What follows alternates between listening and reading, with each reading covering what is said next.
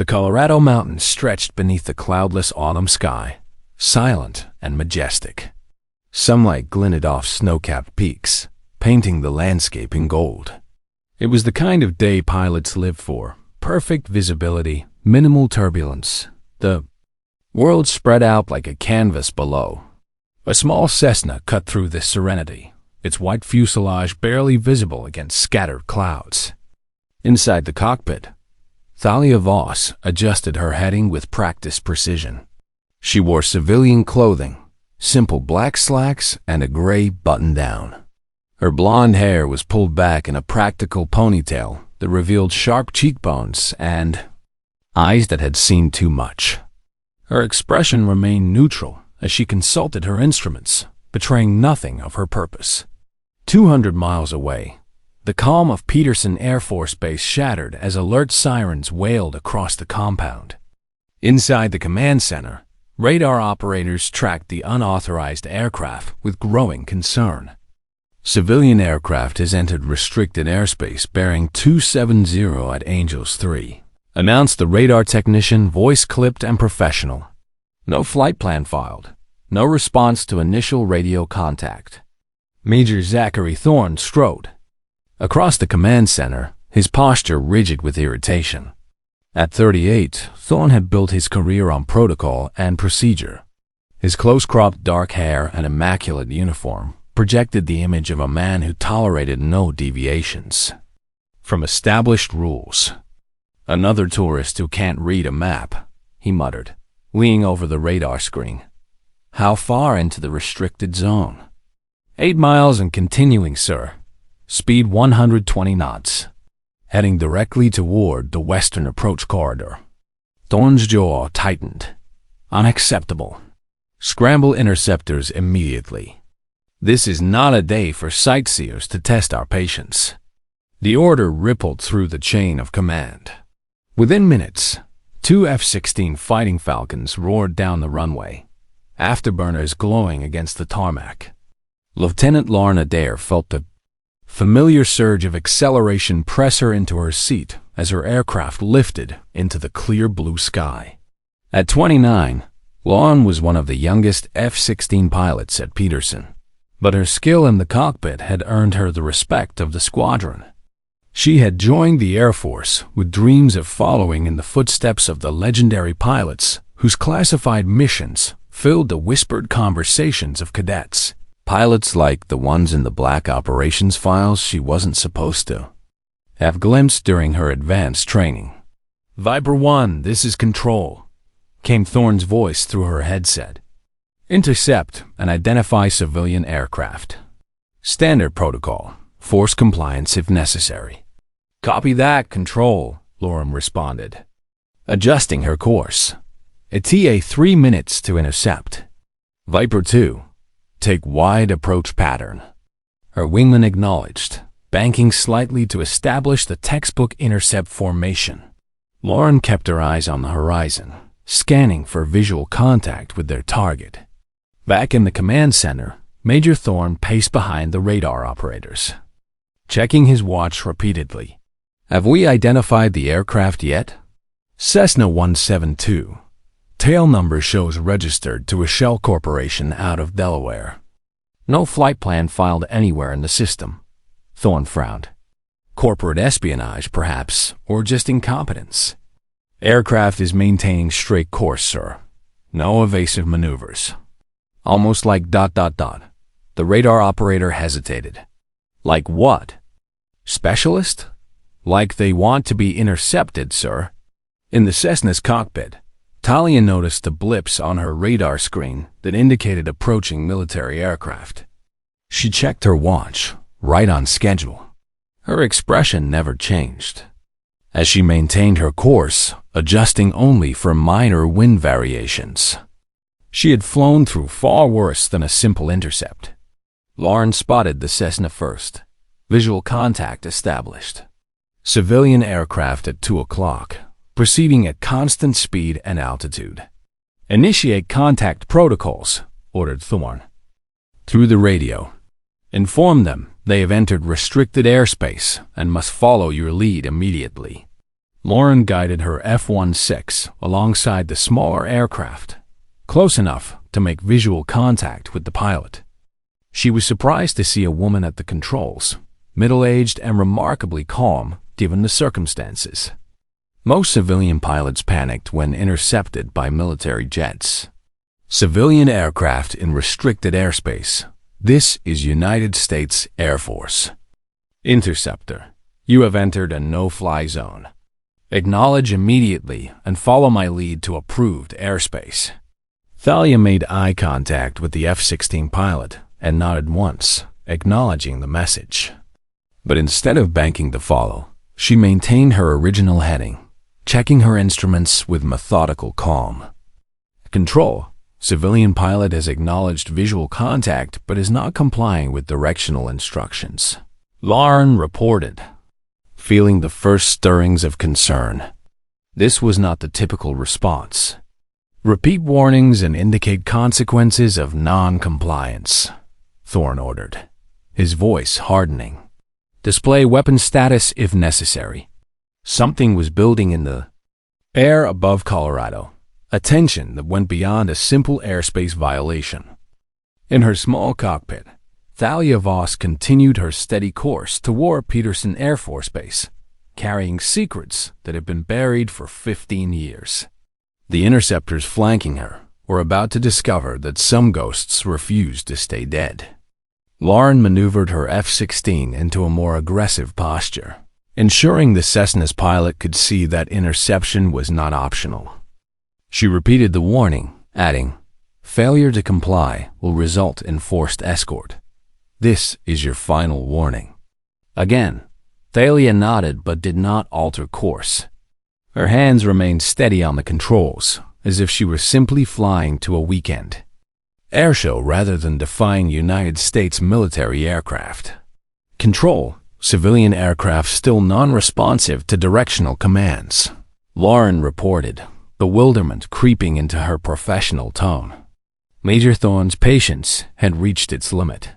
The unauthorized aircraft had been in restricted airspace for nearly 20 minutes, ignoring every protocol designed to protect national security.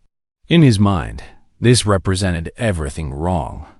With civilian aviation, careless pilots who believed rules didn't apply to them. "Lieutenant, you are authorized to execute Procedure Charlie," Thorne commanded. "Bring that aircraft into compliance immediately." Procedure Charlie, forcing compliance through simulated attack positioning. Lauren had trained for this but never implemented it on an actual intercept. She signaled her wingman and both F-16s moved into flanking positions that would allow them to force the Cessna to land if necessary. The formation was intimidating. Two of the world's most advanced fighter jets boxing in a single-engine civilian aircraft. Any reasonable pilot would have immediately surrendered control and followed directions. But Thalia Voss was far from reasonable by conventional standards. Captain Ryan Knox had been monitoring the radar since the alert began. Unlike the other operators, Knox had specialized training in signal analysis and had served briefly with intelligence before transferring to Peterson. Something about the Cessna's transponder signal nagged at him, a subtle irregularity in the broadcast pattern that most technicians would dismiss as equipment malfunction. "Sir," he called to Major Thorne, "I'm picking up an unusual pattern in the transponder data." Thorne barely glanced at Knox's station, his attention focused on the intercept operation. "Irrelevant. Focus on the mission." "But sir, it's cycling through frequencies in a non-standard pattern, almost like ... Knox studied his screen more carefully, running the signal through various recognition algorithms. "Like what, Captain?" Thorne snapped, his frustration mounting.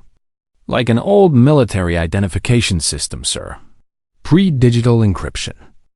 For the first time, Thorne paused, looking more closely at Knox's screen.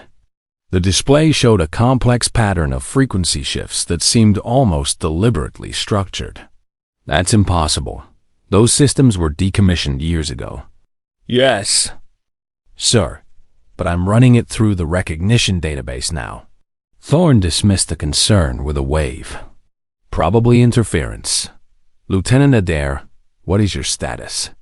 In the air, Lauren had positioned her F-16 directly in the Cessna's flight path, a clear signal that proceeding further would be impossible.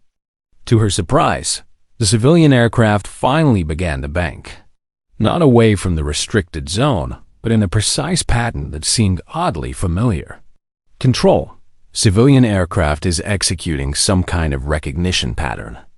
Not complying with escort, but demonstrating unusual flight skills.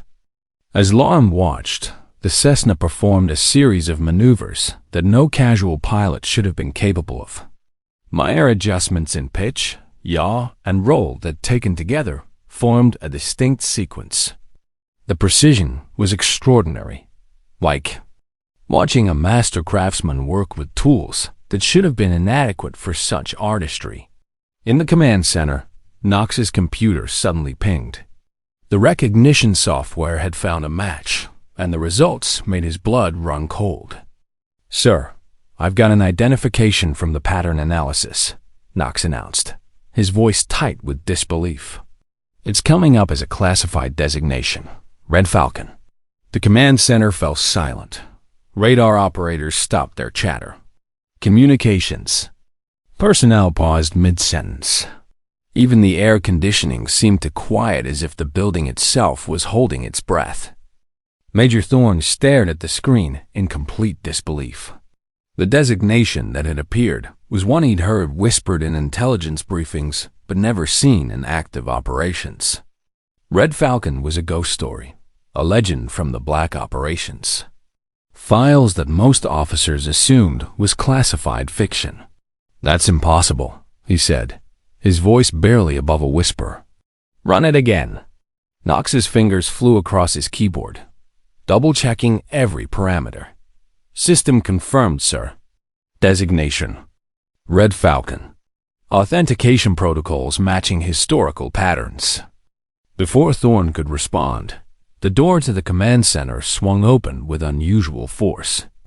Colonel Edmund Merrick entered, moving with surprising speed for a man of 67. Though officially retired from active duty, Merrick served as a consultant at Peterson, his decades of experience in special operations making him a valuable resource for complex situations. "What did you just say?"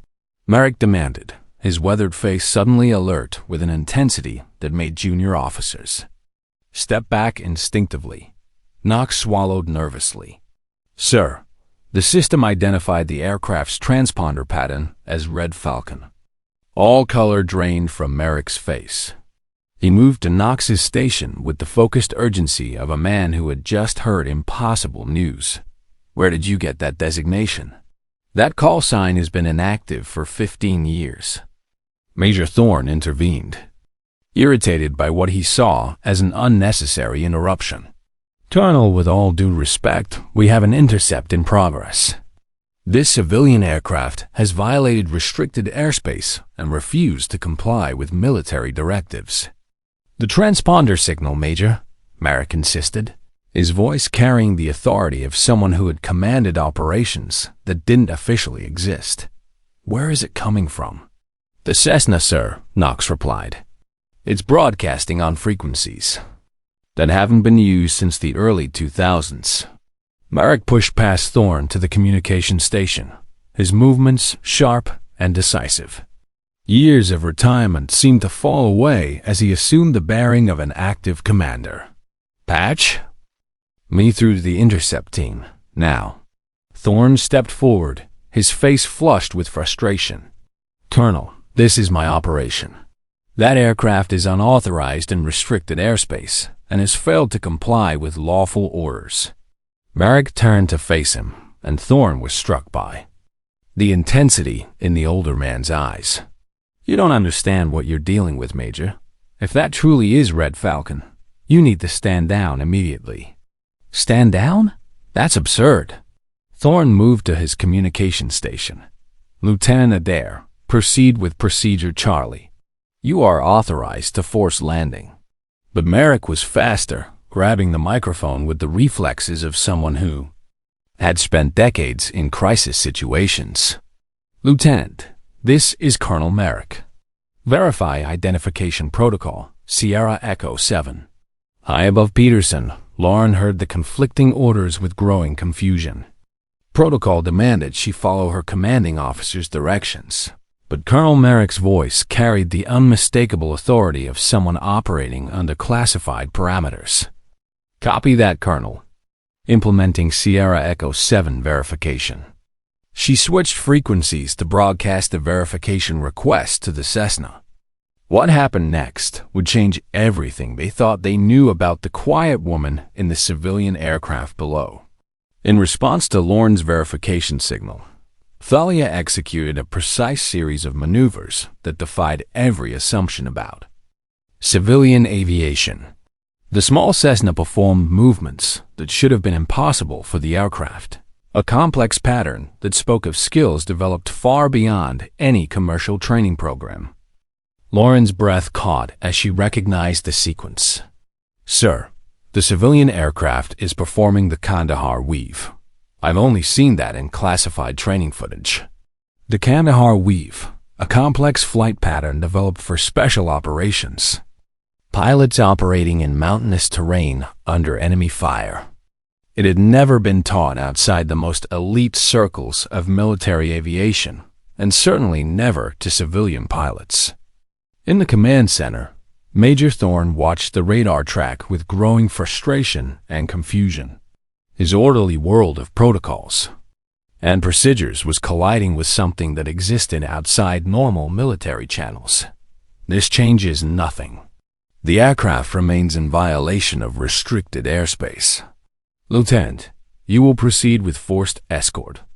But Colonel Merrick was already reaching for the emergency communication line, his fingers punching in a code that bypassed normal security protocols.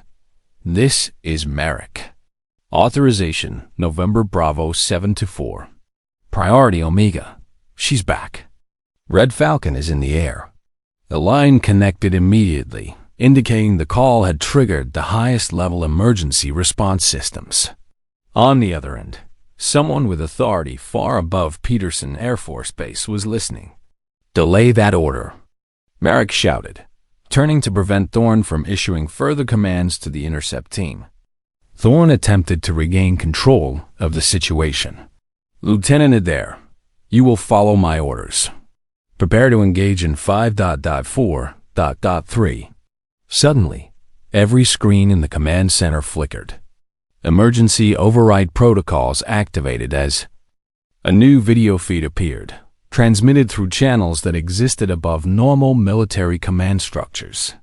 General Samantha Harlow, Joint Chiefs Representative, looked out from the main screen, her stern expression making it clear this was not a routine call. "Colonel Merrick, is the identification confirmed?" she demanded without preamble, her voice carrying the weight of someone accustomed to making decisions that affected national security. "Positive, General." It's her signature pattern. No one else could execute those maneuvers in a civilian aircraft. Major Thorne stepped into view of the camera, his face tight with controlled anger.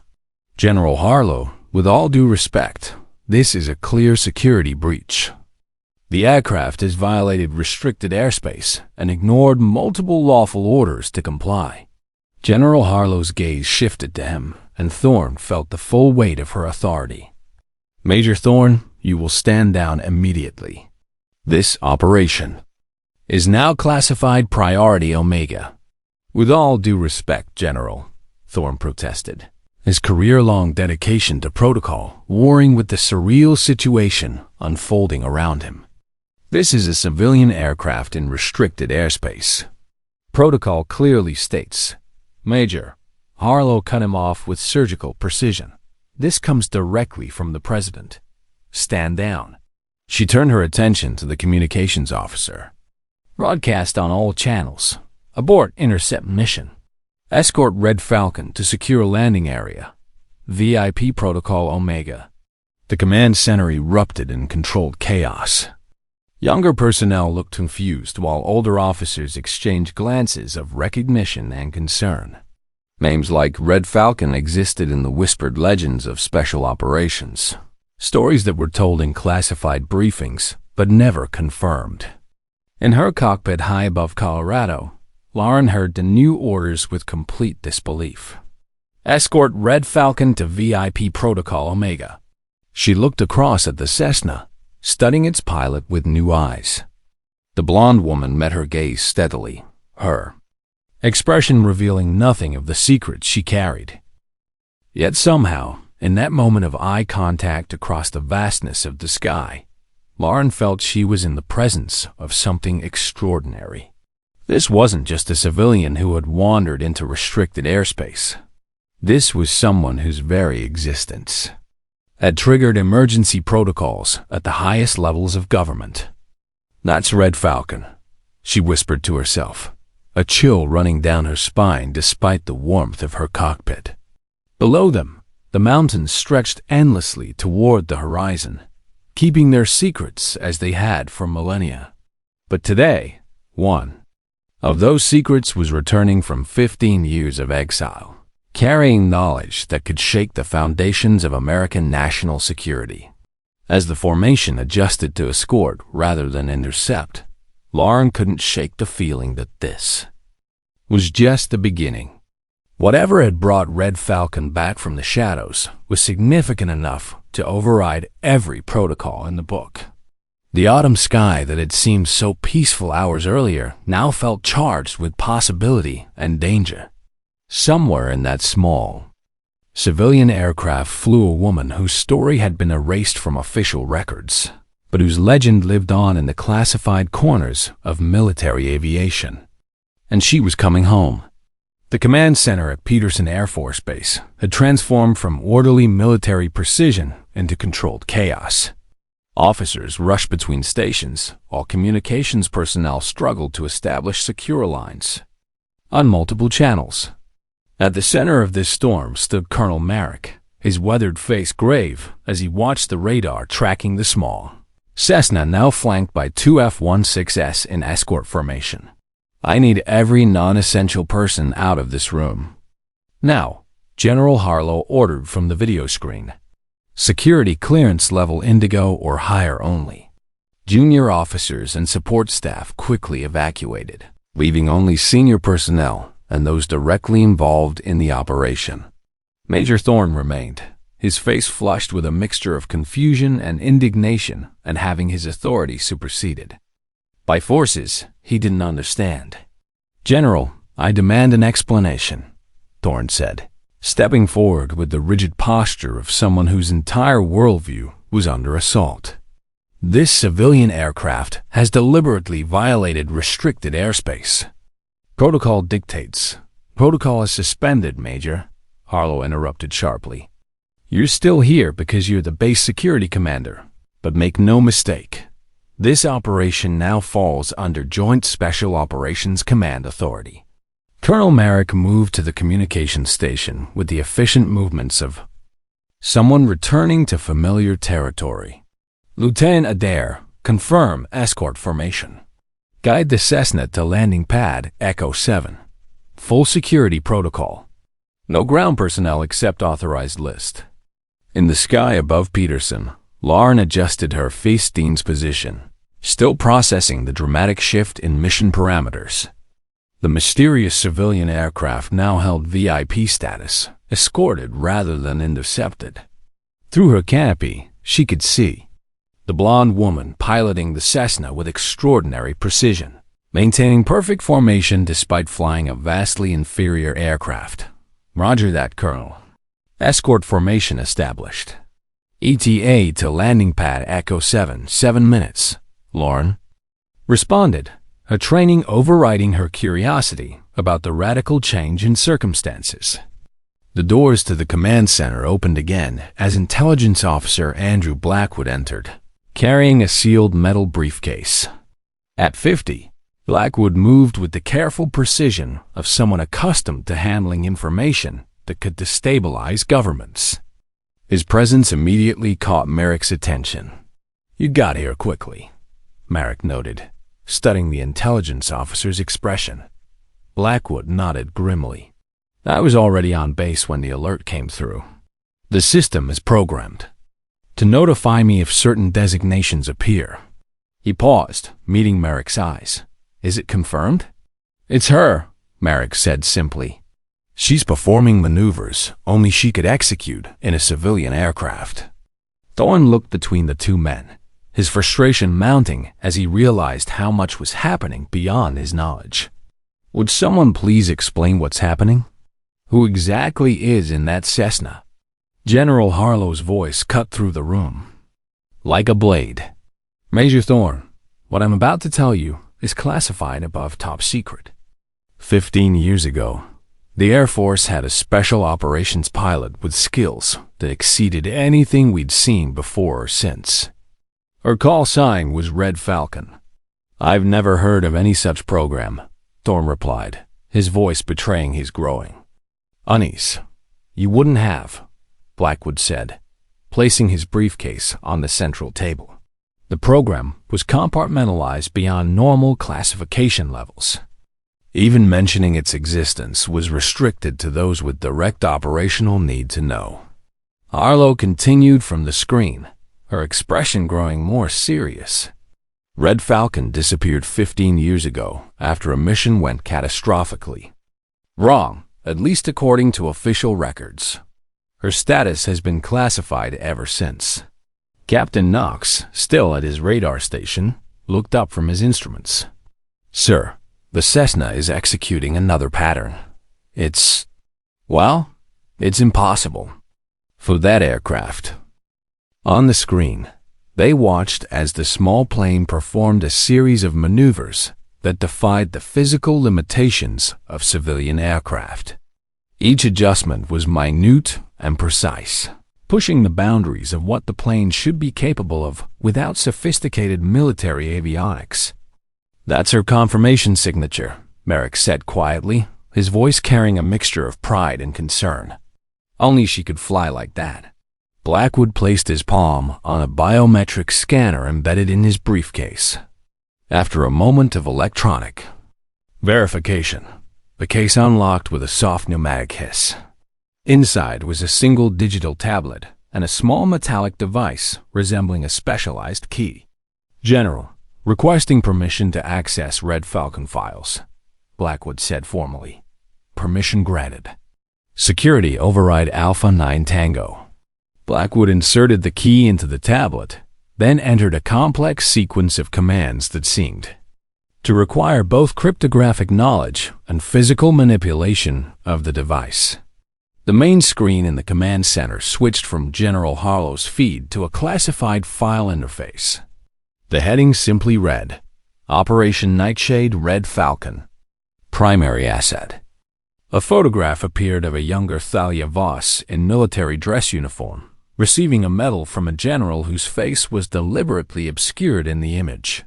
Her personnel file listed commendations and skill assessments that seemed almost superhuman. Flight performance metrics that pushed the boundaries of what was physically possible. This is impossible, Thorne muttered, scanning the performance data displayed on multiple screens. No pilot could achieve these scores. She did, Merrick said, his voice carrying the weight of personal knowledge. I was her commanding officer for 3 years before she was recruited for specialized operations. The screen changed to aerial footage of what appeared to be a combat extraction in mountainous terrain. A small, unmarked aircraft executed impossible maneuvers through heavy anti-aircraft fire, landing briefly on what couldn't even be called a runway, then taking off again with remarkable speed, despite being visibly overloaded. Operation Nightshade, Blackwood narrated as the footage played. 15 years ago, 200 hostages were being held in a location deemed impossible to reach by conventional means. Standard rescue operations were assessed at a 97% casualty rate. Red Falcon volunteered for a solo extraction mission, Merrick added, his voice holding a note of pride despite his grim expression. Solo? With 200 hostages? Thorne asked incredulously. She made 7 trips under continuous enemy fire, Merrick explained. No other pilot would attempt it. Most said it was suicide. The room fell silent as they watched the classified footage of those extraction flights, aircraft performing maneuvers that seemed to defy physics and pilot limitations. As the implications of what they were witnessing began to sink in, one question remained unspoken. If Red Falcon was this legendary, why had she been erased from all records?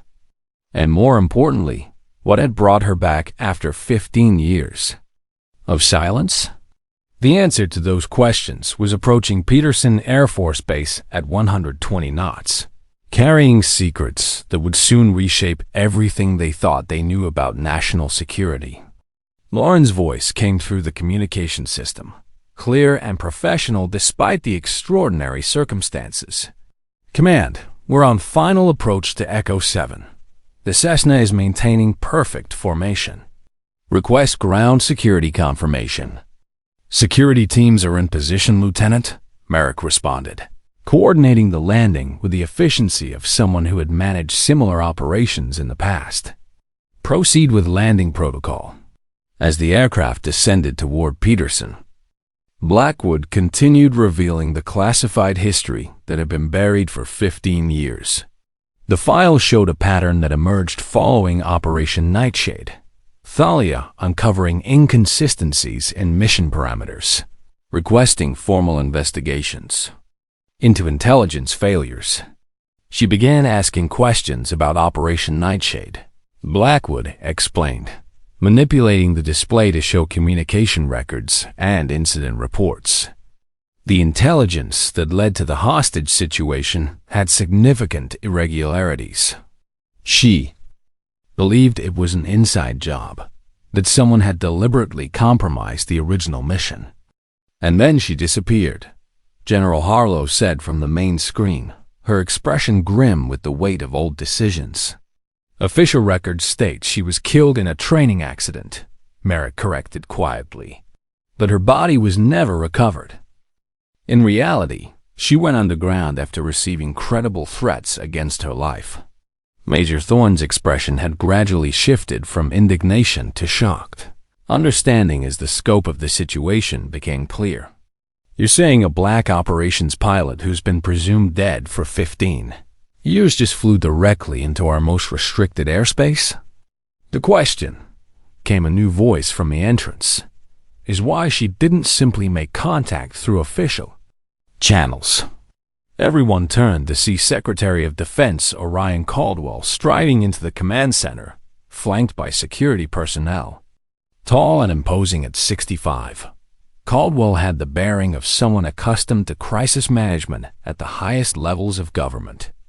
Mr. Secretary, General Harlow acknowledged from the screen, I wasn't aware you were en route. I wasn't. Until 30 minutes ago, Caldwell replied, his expression serious. When Red Falcon's signature appeared in the system, it triggered a silent alert. Only 3 people in the government were notified. His gaze swept the room, taking in the assembled personnel with the calculating look of someone assessing security risks. If she's surfacing now, after 15 years of silence, something catastrophic is coming. On the main screen, the radar showed both F-16s and the Cessna touching down on the isolated landing pad. Designated Echo 7 security teams moved into position, creating a perimeter around the area with military precision. Patch me through to the landing pad, Caldwell ordered. A new video feed appeared, showing the Cessna taxiing to a stop. The F-16s positioned themselves at either end of the runway, engines still running as a precautionary measure. A small guard had formed spontaneously as word spread through the base that someone significant had arrived.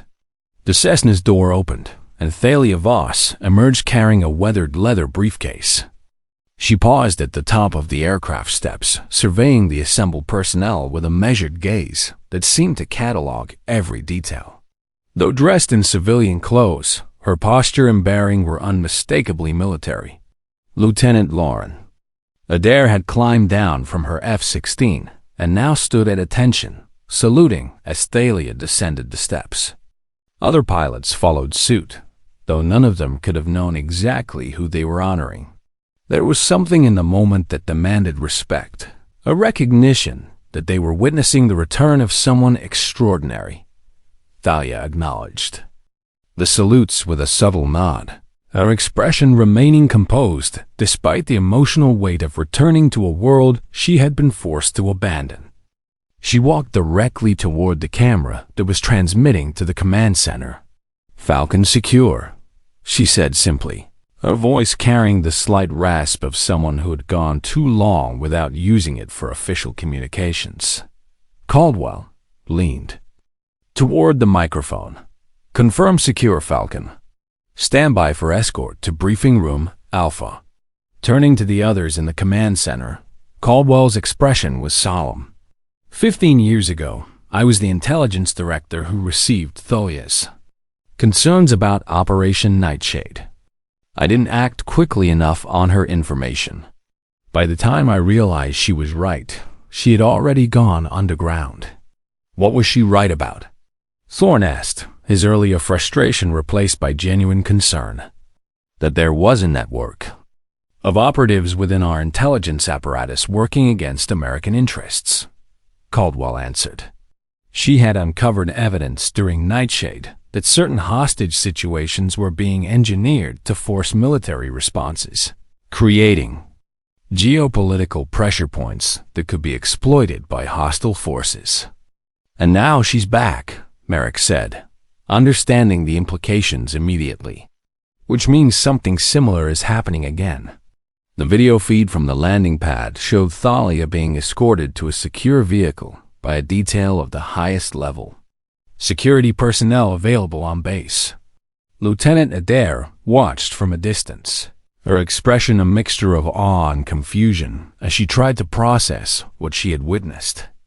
Bring Lieutenant Adair to the briefing as well, Caldwell instructed. If Thalia chose her as escort, there's a reason. As the secure vehicle disappeared toward the classified briefing facilities, the assembled officers began to understand that they were witnessing something far more significant than a simple airspace violation. Red Falcon had returned from exile, and with her came secrets that could reshape their understanding of threats to national security. The mountains that had hidden her for 15 years now watched silently as she prepared to reveal why she had emerged from the shadows. Whatever had driven her to risk exposure after so many years of careful concealment was about to change everything. 20 minutes later, they had assembled in Briefing Room Alpha, the most secure facility on the base. The room's walls were lined with advanced electronic countermeasures designed to prevent any form of surveillance or communication breach. Thalia sat calmly at the center of the conference table, her weathered leather briefcase placed before her like a weapon waiting to be deployed. She looked remarkably composed for someone who had just ended 15 years of self-imposed exile. Her civilian clothes seemed out of place in the military environment, but her bearing left no doubt about her background and capabilities. Secretary. Caldwell entered last, sealing the door behind him with biometric locks that would prevent unauthorized access. The room fell silent as he approached Thalia, and to everyone's surprise, he briefly embraced her. "You were right," he said quietly, his voice carrying the weight of old regrets. "I should have listened years ago." Thalia's expression softened momentarily, revealing a glimpse of the person beneath the professional facade. "We don't have time for regrets, Orion. It's happening again." She opened the briefcase with practiced efficiency and removed a small data drive, which she inserted into the room's secure computer system.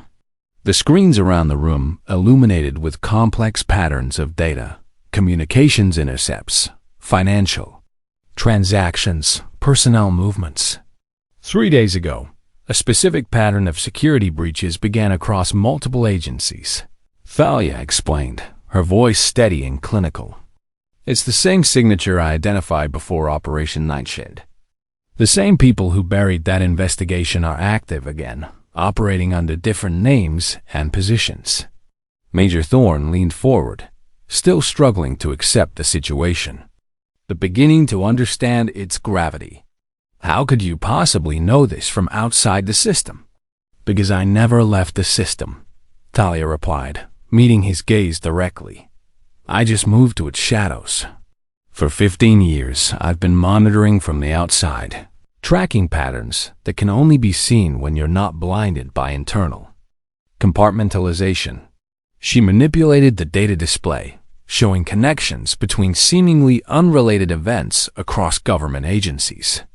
The pattern that emerged was subtle but unmistakable, a coordinated effort spanning multiple departments and classifications. They've been planning this for over a decade, she continued. The goal is the same as before. Engineered crisis points that force specific military responses, creating opportunities for exploitation. What's the target? Caldwell asked, though his expression suggested he already suspected the answer. Would be significant. Critical infrastructure, Talia said, bringing up a map of power distribution networks across the western United States. They've positioned assets to create cascading failures across 3 power grids simultaneously. When those grids fail, emergency protocols will activate that require military escort for repair teams. Colonel Merrick understood immediately. Creating opportunities for infiltration rather than just sabotage. Not just infiltration, Thalia corrected. Permanent access. The repair teams have been compromised. Once inside the secure facilities, they'll insert hardware designed to give them backdoor access to the systems indefinitely. The room fell silent as the implications became clear. Control over power infrastructure would give hostile operatives unprecedented leverage over American security and economic stability. How long do we have? General Harlow asked from the video feed that had been maintained throughout the briefing. Thalia checked her watch with the precision of someone who had been tracking a countdown for days. 36 hours until the 1st. Grid failure is triggered. Lieutenant Lauren Adair, who had remained silent throughout the briefing, finally spoke. Why come forward now? Why not work through official channels if you had this intelligence? Talia turned to her, studying the young pilot with apparent approval. Because the network includes people in official channels. My return was a test, to see who would recognize the patterns and who would simply follow orders without question. The intercept was deliberate, Lauren realized. I needed to know who could be trusted when the moment came, Talia confirmed. Your recognition of the Kandahar weave was impressive. Few current pilots would have identified it from classified training materials. Secretary Caldwell stood, moving to the secure communication station. I'll need to brief the president immediately. This takes priority over everything else. There's more, Thalia said, her voice carrying a weight that made everyone in the board case. Room focused their attention on her. She removed another device from her briefcase, a small tablet with encrypted storage.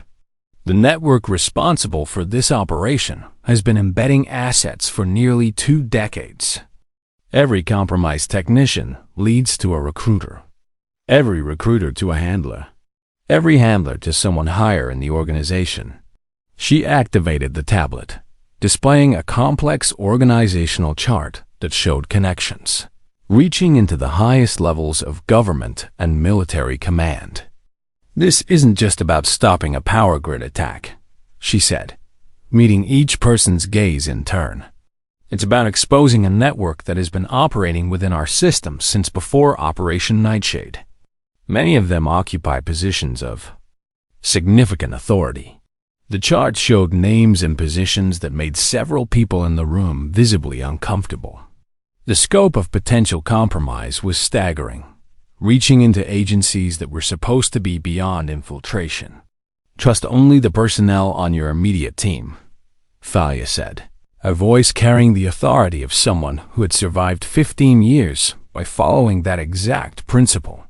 Until we can verify the full extent of the network, assume that normal communication channels have been compromised. Caldwell studied the organizational chart with growing alarm. Some of these positions, if they're compromised, it means our response to any crisis could be anticipated and countered. Which is exactly what happened during Operation Nightshade. Thalia replied.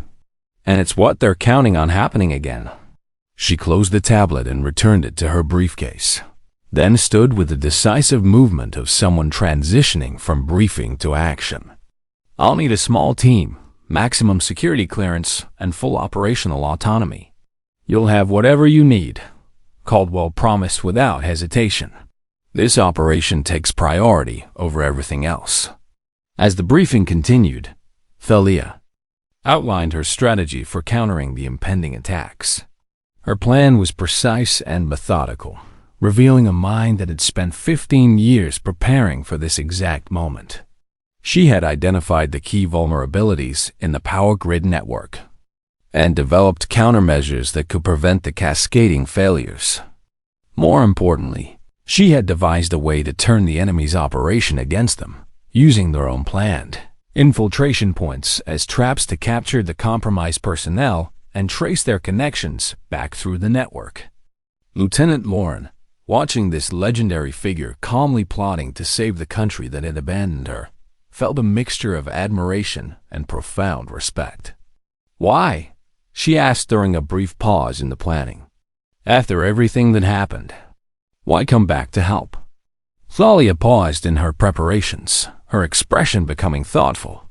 For a moment, the professional mask slipped, revealing something more personal beneath. Because some missions never end, Lieutenant, she said quietly. I made a promise to the people we lost in Operation Nightshade. This is part of keeping it. Outside the briefing room windows, the Colorado mountains stood silent against these darkening sky. Somewhere beyond those peaks, hostile forces were preparing to strike at the heart of American infrastructure. But they had made one critical miscalculation. They had assumed Red Falcon was truly dead. As the team prepared to deploy, Thalia removed one final item from her briefcase. It was a small fabric patch bearing a stylized Falcon insignia in deep red. Her original squadron patch from before the call sign became classified. This belonged to my original squadron, she said, offering it to Lauren. Before everything became classified and compartmentalized, Lauren accepted it with surprised reverence. I've studied every record of your flights that wasn't classified. There's nothing like them in the current training materials. The records don't matter, Thalia replied, glancing toward the window where military aircraft could be seen preparing for departure. The mission does. As they prepared to leave the briefing room, the weight of what lay ahead settled over the small team. They had less than 36 hours to prevent a coordinated attack on critical infrastructure, expose a network that had operated in the shadows for decades, and do it all while assuming that their normal support systems might be compromised. But for the first time in 15 years, Red Falcon was no longer operating alone. And that might make all the difference between success and catastrophic failure. Dawn broke over Peterson Air Force Base, casting long shadows across the tarmac, where a small team gathered around a sleek military transport aircraft. The past 12 hours had been a whirlwind of preparation. Personnel vetted through channels that bypass normal security protocols, equipment requisitioned from classified stockpiles, and plans finalized for an operation that officially didn't exist. At the center of this controlled storm stood Thalia Voss, now wearing a flight suit that bore no insignia or rank markings. The anonymity seemed fitting for someone who had existed as a ghost for 15 years. She studied a tablet displaying real-time satellite imagery of power stations across the western United States, occasionally making notations with the precise, economical movements of someone accustomed to operating under extreme time pressure.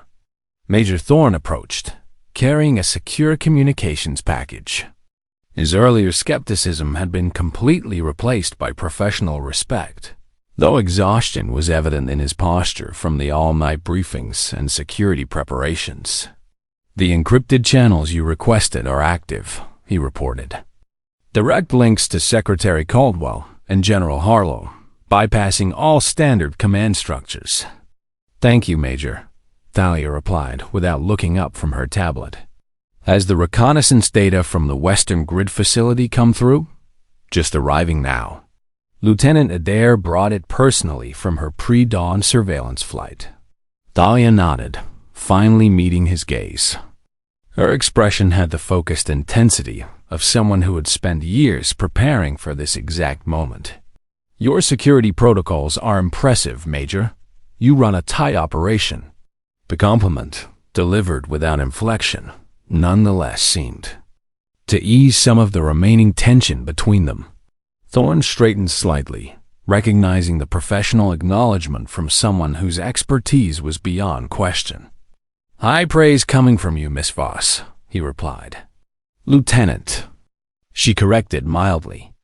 Secretary Caldwell reinstated my commission last night.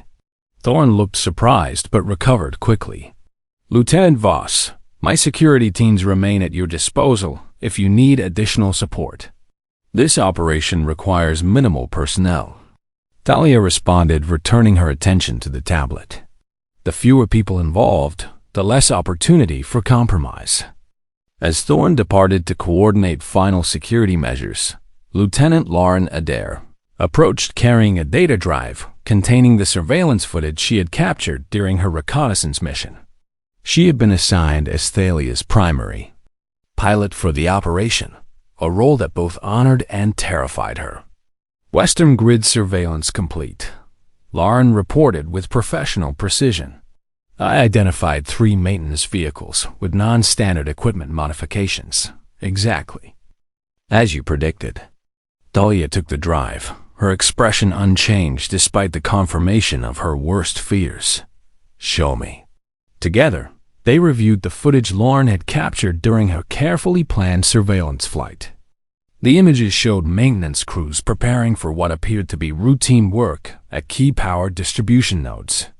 To an untrained observer, nothing would have seemed amiss. There, Thalia said, freezing a frame and zooming in on a technician's equipment case. The secondary compartment. Standard repair kits don't have that configuration. Lauren studied the image, noting details she would never have caught without guidance.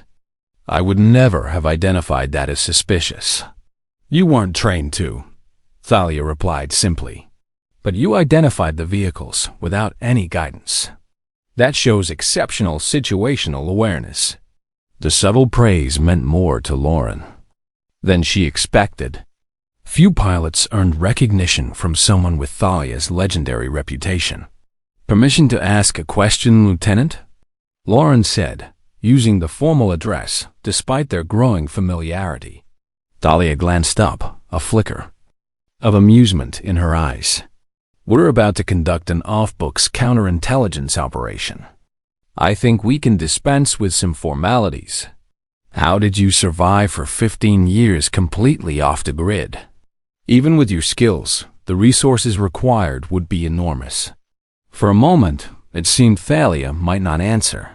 She continued reviewing the surveillance data, her fingers moving across the screen with practiced efficiency. Just as Lauren had decided the question would be ignored, Thalia spoke. I was never completely off the grid, she said quietly. I created a network of identities before I disappeared. Established to secure communication protocols with trusted contacts. Colonel Merrick was one of them. Lauren's surprise must have shown on her face. The implications of maintaining contact with active military personnel while officially dead were staggering. Merrick kept me informed about personnel changes, security upgrades, potential allies. Thalia continued. And I had financial resources prepared. When you're the pilot who flies black operations missions, you learn which foreign accounts won't be monitored. Before Lauren could process this information fully, Colonel Merrick himself approached. At 67, he moved with the careful precision of someone whose body had endured more than its share of combat deployments. But his eyes, Remain sharp and alert." "The team is assembled," he announced.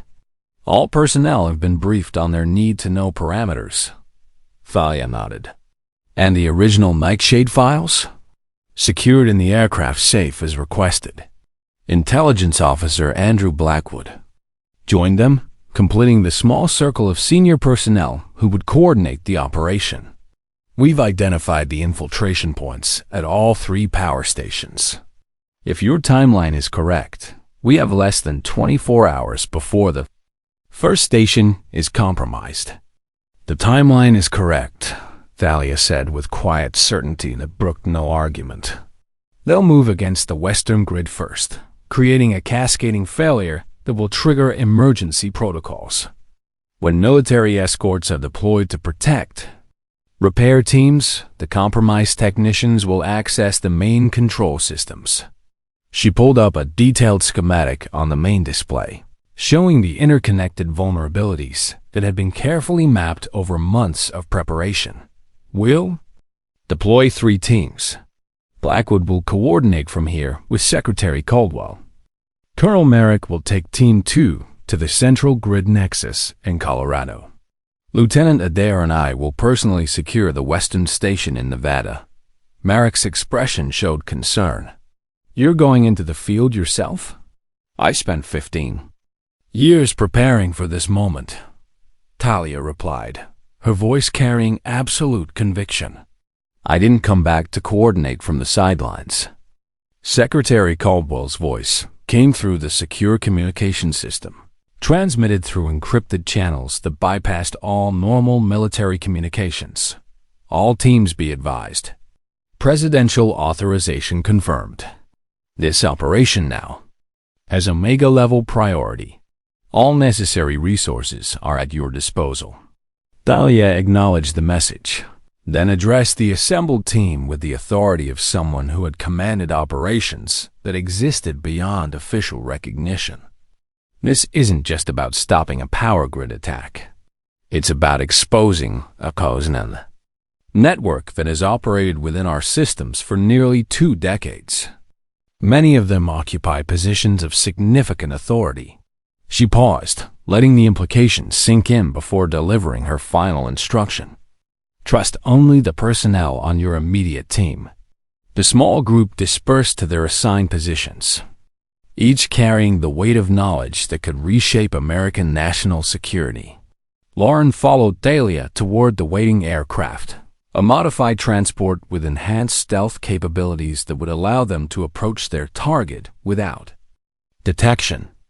"Lieutenant," Thalia said as they walked across the tarmac, "I reviewed your flight records last night.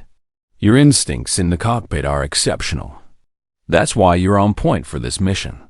"Thank you, ma'am," Lauren replied, caught off guard by the unexpected commendation from someone whose approval meant everything in military aviation circles.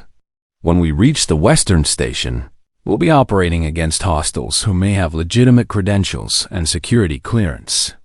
Thalia continued, "Your ability to identify anomalous behavior could make the difference between success and catastrophic failure." They boarded the aircraft, moving directly to the cockpit where sophisticated avionics awaited. Though Thalia outranked her, Lauren was surprised when the older woman took the co-pilot seat. "You'll be pilot in command," Thalia explained, noting Lauren's confusion. "I need to coordinate the operation during flight. Besides, you're more current on this aircraft." As they completed pre-flight checks with the efficiency of experienced professionals, Lauren couldn't help but ask the question that had been burning in her mind since the previous day's revelations. "Why did you choose to return now? After 15 years of successful concealment, why risk exposure?" Thalia was silent for several moments, her hands moving automatically through the startup sequence while she considered her response. When she finally spoke, her voice was softer than Lauren had yet heard it. "Because some missions never end, Lieutenant. I made a promise to the people we lost in Operation Nightshade. This is part of keeping it." The engines roared to life, drowning out any possibility of further conversation as they prepared for takeoff. But in that moment of shared understanding, Lauren realized she was witnessing something extraordinary, not just the return of a legendary pilot, but the completion of a mission that had begun 15 years earlier in the mountains of a foreign country. As their aircraft lifted into the clear morning sky, carrying them toward a confrontation that would determine the fate of American infrastructure, both women understood that they were flying into history. The only question was whether they would emerge as heroes or casualties in a war that most people didn't even know was being fought. 4 hours later, their aircraft touched down at a remote airstrip 30 miles from the Western Power Distribution Center. The facility loomed on the horizon like a fortress of steel and concrete, its importance to the regional power grid making it a perfect target for the kind of sophisticated attack Thalia had predicted. A nondescript SUV awaited them, arranged through channels that bypass standard military logistics. As they drove toward the facility, Thalia briefed Lauren on the final details of their approach. The compromised technicians believe their operation is undetected, she explained, studying real-time intelligence feeds on a secure tablet. We'll use that assumption against them. Our credentials identify us as emergency preparedness auditors from the Department of Energy. Won't they verify our identities? Lauren asked, noting the sophisticated security measures surrounding the power station. The credentials are genuine, Thalia replied. Secretary Caldwell arranged them personally through compartmented channels. If they run background checks, the system will confirm our covers. The power station appeared before them, a sprawling complex of transformers, switching yards, and control buildings surrounded by multiple layers of security fencing. 3 maintenance vehicles were parked near the main entrance, the same vehicles Lauren had identified during her reconnaissance flight. At the security checkpoint, Thalia presented their credentials with casual confidence that suggested years of experience in covert operations. The guards scrutinized them carefully before making a call to verify their arrival. After a brief conversation that seemed to satisfy security protocols, he waved them through. Unscheduled audit, he explained to his colleague. Department of Energy is checking emergency response protocols. Inside the facility, Thalia and Lauren were directed to the main control room by personnel who seemed genuinely surprised by their arrival. They moved with purposeful efficiency, noting the positions of security cameras, personnel locations, and potential exit routes. As they passed a maintenance team working on a critical transformer, Thalia murmured quietly, "Third technician from the left." The case at his feet contains more than repair equipment. Lauren observed without appearing to stare, noting subtle differences in the man's equipment and behavior that set him apart from his colleagues. How do we proceed? We complete our audit inspection first, Thalia replied. Establish our cover thoroughly, then move against the compromised teams simultaneously with Merrick's group at the central station. In the control room, they were greeted by the facility manager, a harried-looking man named Davis, who seemed annoyed by the unannounced inspection. We weren't informed of any Department of Energy audit, he complained, reviewing their credentials. Again with obvious suspicion. That's rather the point of an emergency preparedness assessment, Thalia replied smoothly, her cover identity perfectly maintained. Real emergencies don't schedule appointments. For the next 2 hours, they conducted a meticulous inspection that would have satisfied any legitimate audit requirements. They requested access to security protocols, backup systems, and emergency response procedures, all while Thalia made mental notes of the irregularities she observed. Security cameras with adjusted viewing angles, backup generators with modified fuel lines, communication systems with non-standard installations. Each anomaly painted a picture of systematic preparation for the attack she had predicted. Everything appears to be in order, Thalia finally announced to Davis with bureaucratic satisfaction. We just need to review the maintenance logs for the past week to complete our assessment. As Davis retrieved the requested documents, Thalia received a secure message from Colonel Merrick through encrypted channels. Team 2 in position. Compromise confirmed at Central Station. Standing by for synchronized action. Understood. Thalia replied softly into her communications device. Execute on my mark. She turned to Lauren with a subtle signal that had been prearranged during their flight. 3 minutes. When I give the signal, secure the control room. No one enters or leaves. Davis returned with the maintenance logs, still grumbling about bureaucratic oversight and unscheduled inspections. Thalia reviewed them with apparent thoroughness while discreetly checking her watch.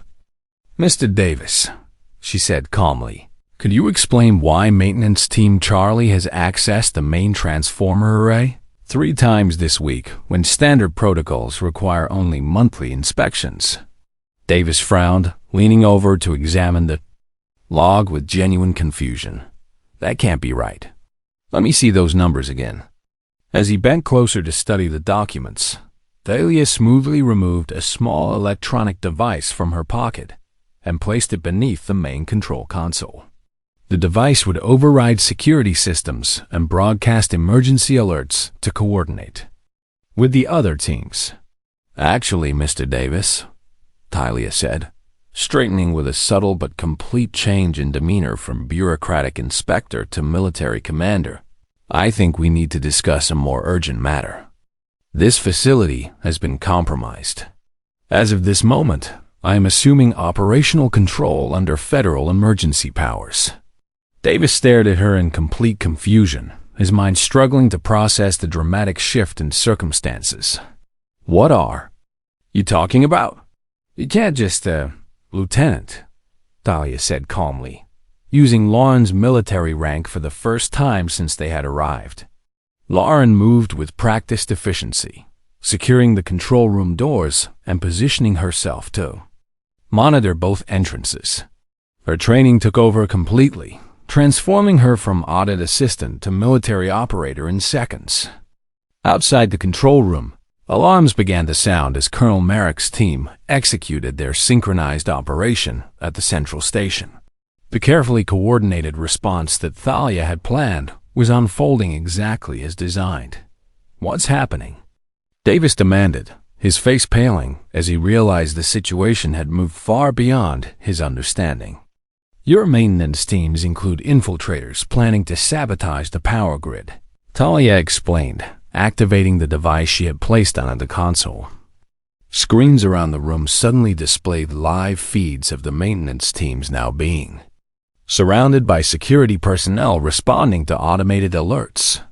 That's impossible, Davis protested, gesturing toward the security monitors. Those teams have worked here for years. They all have security clearance and background checks. Yes, Thalia agreed grimly. That's precisely the problem. Over the next 30 minutes, security teams coordinated by Merrick and Blackwood apprehended the compromised technicians across all 3 power stations simultaneously. The sabotage devices disguised as legitimate maintenance equipment were secured and isolated for detailed analysis. In the aftermath, as federal agents arrived to take custody of the suspects and secure the evidence, Thalia stood apart from the controlled chaos, watching the operation conclude with the same calm focus she had maintained throughout. Lauren joined her, still processing the events that had unfolded with startling efficiency. We stopped them. This time, Thalia replied, her voice carrying the weight of someone who understood that victories in covert operations were often temporary. But they've been embedding operatives for years. This was just one operation of many. What happens now? Lauren asked, watching as the suspects were led away in restraints. Now we follow the connections, Thalia said, her eyes tracking the federal agents who were already beginning the complex process of unraveling the network. Every compromised technician leads to a recruiter. Every recruiter leads to a handler. Every handler leads to someone higher in the organization. She turned to meet Lauren's gaze directly. It's why I came back. This isn't a single mission. That ends with arrests and congratulations. It's a campaign that may take years to complete. 1 week later, they gathered in a secure conference room at the Pentagon. Secretary Caldwell had arranged a small private ceremony to officially recognize Thalia's return to service and acknowledge the success of the operation. Only those directly involved were present. No media, no publicity, no official records that could compromise ongoing investigations. As Caldwell formally restored Thalia's rank and commendations, returning medals that had been held in secure storage for 15 years, Lauren observed the discomfort in Thalia's posture.